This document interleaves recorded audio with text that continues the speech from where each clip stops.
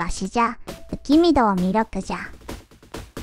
みんな大好き、鋼鉄帝国も今回がいよいよ最後じゃ。最後のステージ7、ラスボスとの戦いじゃ。オカンラインハルトを失いつつも、大要塞岩寸に、モーターヘッド帝国の皇帝サウロンを追い詰めた、我らがピリカとゼッペロン。しかし、寸前のところで皇帝サウロンに逃げられてしまう。皇帝サウロンを追って、今最後の戦いが幕を開ける、というわけじゃ。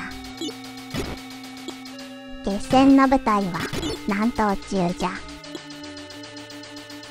この、弾丸型の宇宙船で宇宙へ行くというのは、SF の階層、小説家ジュル・ベルヌの、月世界旅行のオマージュじゃよね。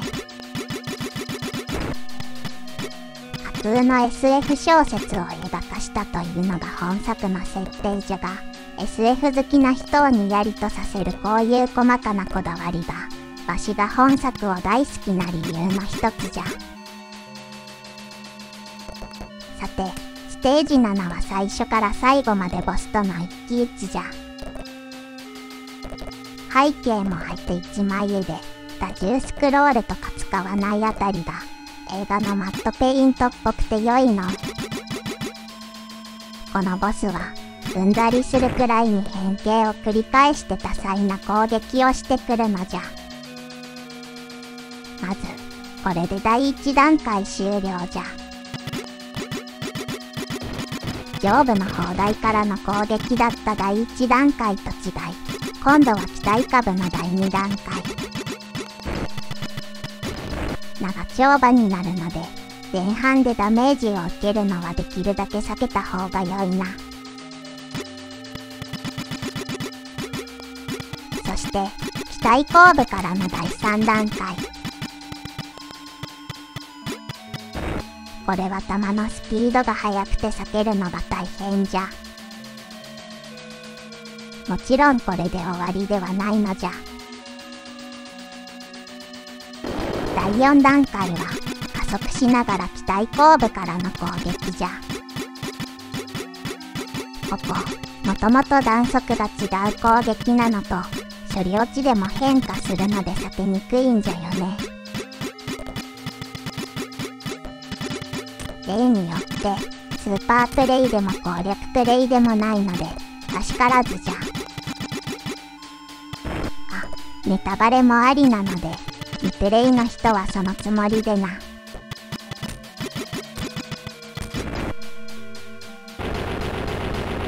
上下の砲台を破壊すると、一旦は撃沈したと思わせるのじゃが、月面に近づきつつまだ戦いは続くのじゃ。宇宙空間でプロペラ機のピリカがどうやって飛んでいるとか、そういう細かいことは気にしないのじゃよ。先ほどのラスボスの残骸じゃな。絶対、中身があるパターンじゃよね。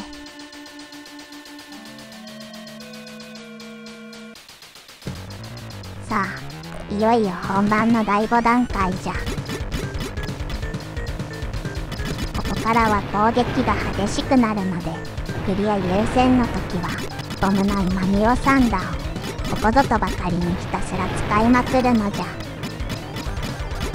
今回はさすがにそれはあれなので、ほどほどにしておくのじゃ。この形態は、細かい弾と大きい弾の2種類を交互に打ってくる感じじゃな。そして、放射状に弾を打ってくるようになったら、第6段階じゃ。この辺りから、岩のようなものが画面に出てきて、こちらの攻撃の邪魔になるのじゃが、これは後で非常に役に立つ存在じゃ。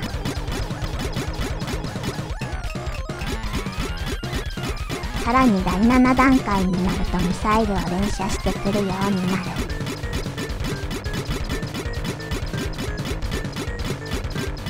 フリーザ様もびっくりの攻撃パターンの多さじゃな。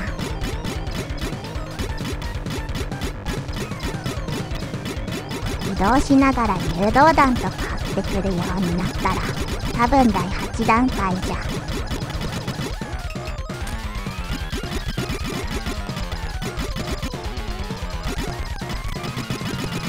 今ミオサンダーは敵弾も打ち消してくれるのでありがたいの。上下に砲台を伸ばしてきたら第9段階、あと少しじゃ。あ、やられたのじゃ。これは避けられないのじゃよ。この火の玉連射もなかなか厄介じゃ。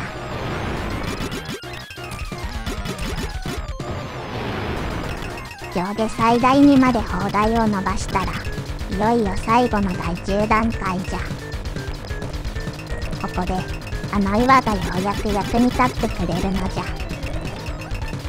この最終形態の攻撃は通常だと避けることはできないが、この岩の後ろに隠れることで岩が攻撃を防いでくれるのじゃ。意外と攻撃判定はガバガバで、多少後ろは離れていてもダメージは受けないので、上下にはみ出さないように注意じゃ。敵の攻撃時はこの岩に隠れて、攻撃が終わったらひたすらこちらからの反撃を繰り返すというのが攻略法じゃ。それと盾となる岩じゃが常に移動しているので、攻撃するときは次はどこの岩を盾にするかを決めておくようにした方が良い。気がついたら逃げる先の岩が見つからず大ダメージを食らうというパターンは避けたいところじゃな。わしもよくやらかしたものじゃよ。まあ9段階目くらいから今ミオサンダーを連発すれば本当はもっと早く終わるんじゃが。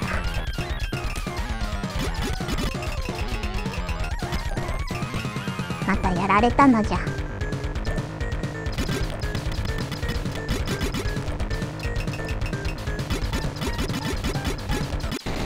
なんか後半はグダグダじゃったが、なんとか撃破したのじゃよ。本当にしぶといボスだったな。初めてこのステージに来た時はまだ終わらないのかとうんざりしながらプレイしていたのじゃ。1ステージ丸々ボス戦というのは結構珍しいと思うのじゃよ。ついに戦いは終わったのじゃ。この作品は特にビジュアルシーンなどもなく、シンプルにスタッフロールのみのエンディングじゃ。豪邸サウロンやモーターヘッド帝国、そして月まで行ったエトピリカやゼッペロンがどうなったかという説明はない。続編が企画されていたという話もあるので、そのためにあえて描かなかったのかもしれない。プレイヤーの騒動に任せるという意味では非常に娯楽映画らしい、本作らしい結末だと思うのじゃよ。マニュアルからオープニング、演出に至るまで SF 小説の映画化という設定にこだわったゲームデザインが、鋼鉄帝国というゲームの魅力であり、わしが大好きなところじゃ。シューティングゲームでありつつ、ステージ構成やイベントでしっかり物語を表現しているところも良い。音楽やグラフィックももちろんそれぞれ素晴らしいのじゃが、こういう世界観を大事にして統一感を保てるゲームというのは心に残るもの、伝わるものがあると思う。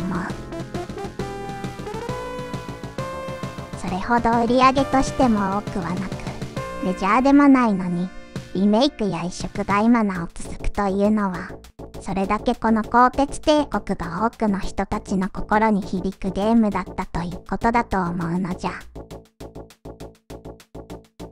そしてこのスタッフロールがまた渋いのじゃよ。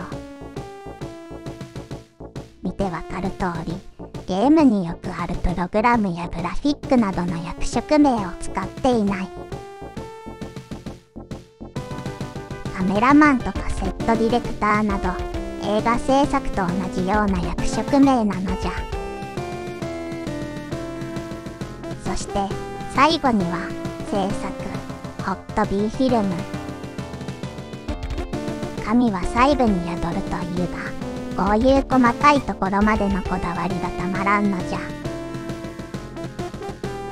魂のこもった作品を世に出してくれたスタッフの皆さんに心より感謝を申し上げるのじゃ。リメイク版なども出ているので、興味を持った人はぜひプレイしてもらえると嬉しい。それでは最後までご視聴いただき、幸甚の至りじゃ。また次回もよろしくな。